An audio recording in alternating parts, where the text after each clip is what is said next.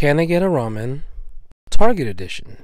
In this new video series, we will explore different grocery stores and supermarket chains, and find out if it is indeed possible to make a restaurant-quality bowl of ramen from the ingredients commonly found in these stores. And bones, but it's not coming together just yet, but that's okay.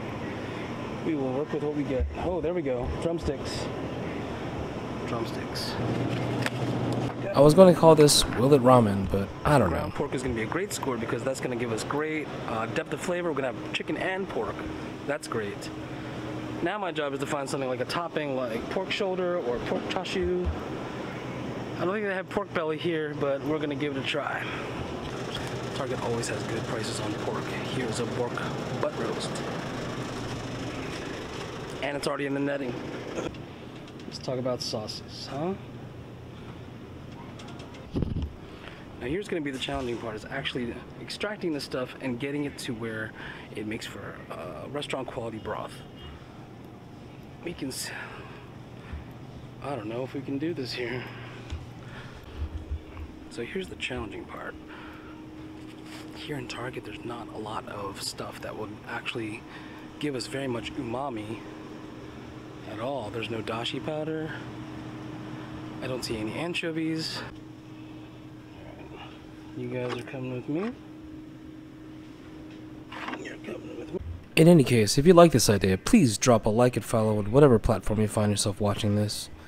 It is my dream to make content and spread the fun and joy I take away from ramen, and maybe eventually open up a shop.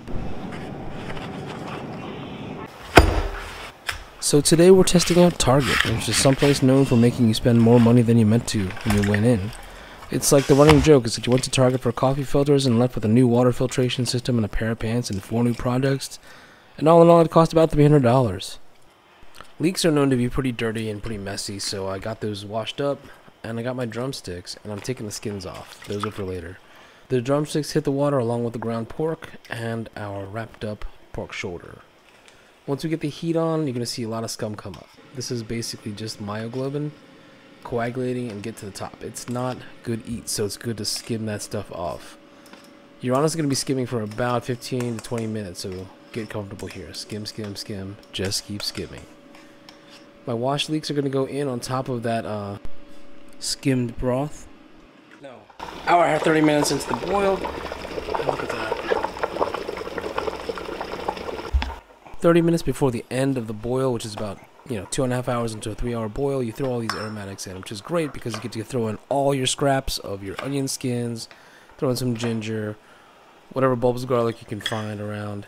Not more than 30 minutes, because any more than that you'll obliterate all those aromatics, and you won't be able to taste them in the final broth.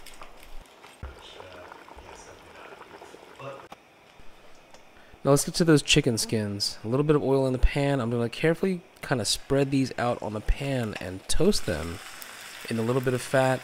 It's going to do two things. It's going to crisp up the chicken skins, and it's going to render out a lot of chicken fat, which is called chiyu oil. Chiyu oil, or schmaltz, is invaluable to good ramen.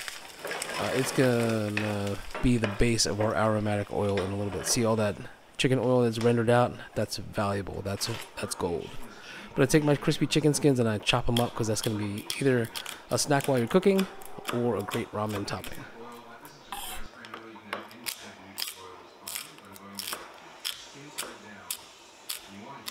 So there's all my chicken oil, which is kind of not enough, but I'm going to add my scallions.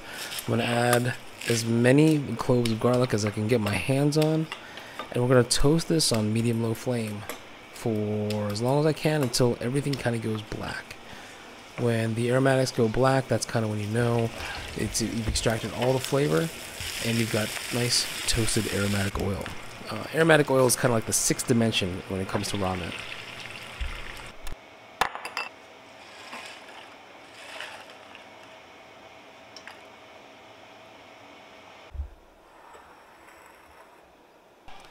Now here's the tare, and here's kind of where I screwed up. I actually meant to make 2 different tares. If you actually look closely there, I'm using 2 different pots. But I wanted to make one tare that was for the pork and the eggs, and then one tare that was actually for flavoring the soup. This tare was going to have the soy sauce, a little bit of sugar, some ginger and garlic, and some wine, and salt. And then I was going to add some fish sauce for that umami saltiness.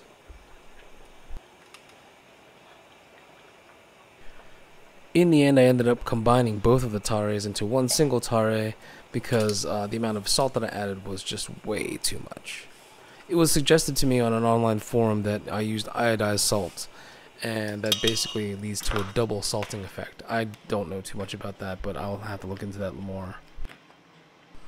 Now for the eggs, I always poke my eggs in the flat butt part so that they make a nice round shape whenever they come out, into the boiling water, and they boil for 7 minutes.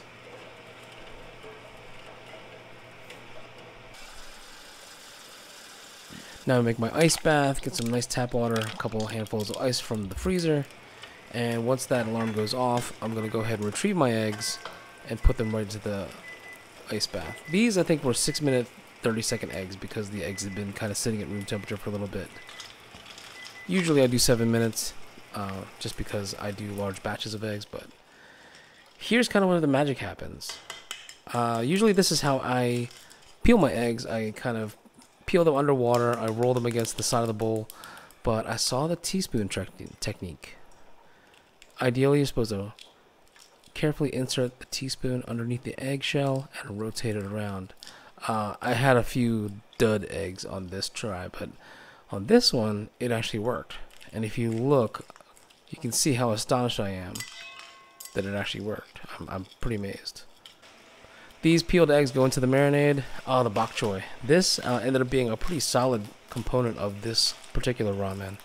And I think this is going to be a stable component of all my ramens in the future. Just chop this down. Basically, we're going to blanch this. All I want is the leaves, just the greens, not the stalks.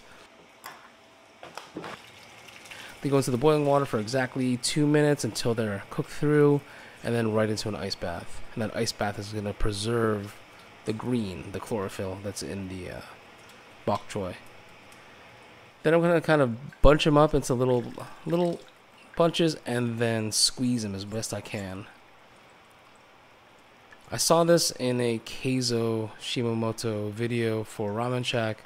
He was doing this with, I think, Japanese spinach, Japanese mustard greens that are common in his shoyu ramen. So I wanted to give the bok choy kind of the same treatment. Honestly, it makes for a great topping, and I ended up just flooding my bowl, my taste bowl, with all of this bok choy because it tasted so great, and it just soaked up all the flavors. The only guidance here is you want to chop this up into nice bite-sized little pieces, which I do here.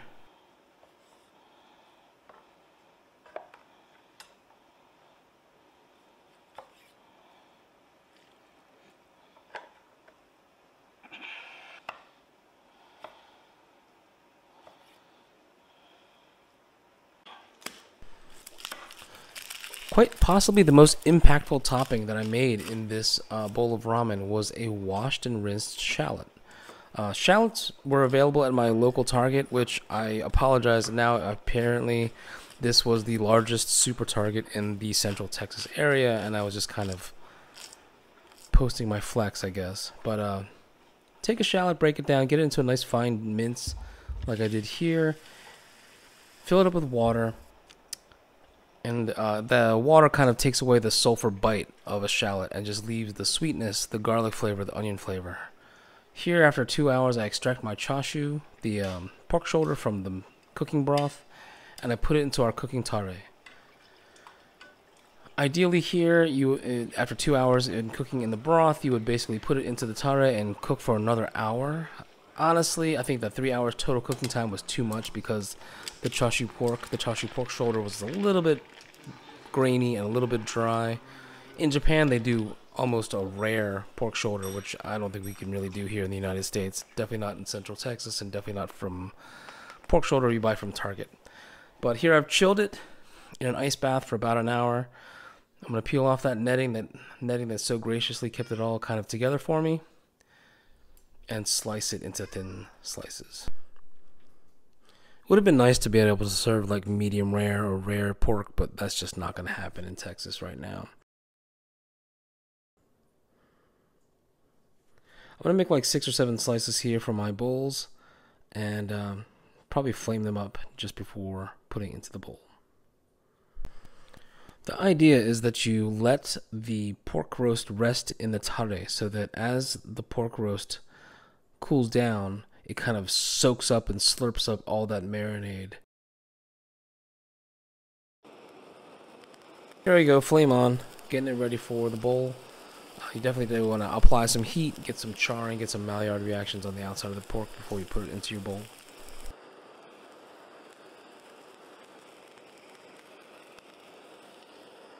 Scallions are a must. Scallions are a must. It's definitely in any bowl of ramen.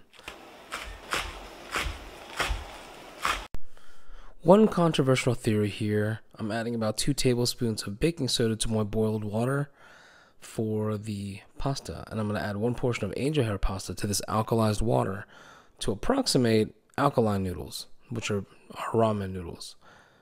It's not perfect, but it gets a little yellow. Here we add our tare, our aromatic oils, 1 portion of broth, our freshly prepared noodles, make a little deck by pushing them to the side, our rinsed shallots, our scallions, 3 portions of chashu. Look at this egg coming at you, 6.5 minutes.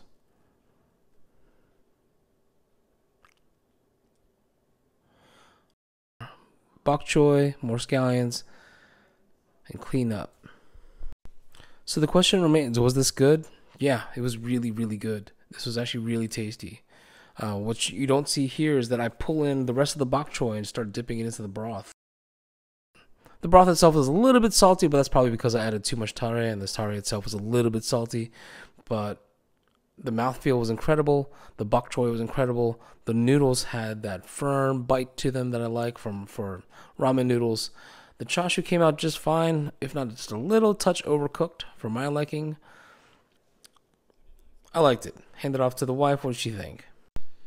I honestly thought the Target would be like white belt ramen, but it was really hard. Target's the place you go for a box lunch or a box dinner, mac and cheese, but not the place you go if you have a recipe in hand. Many thanks to the Super Target at South Park Meadows for allowing me to bring a small video studio in there and film around your aisles while talking to myself like a mad person. Watching this video up until now, honestly, this has been something that's been kicking around in my brain for about 6 or 8 years. If you think this is a fun concept, I would really like for you to drop a like, share, a comment, or follow me on whatever platform you find this on, because honestly, this is something that's been kicking around in my brain for about 6 or 8 years.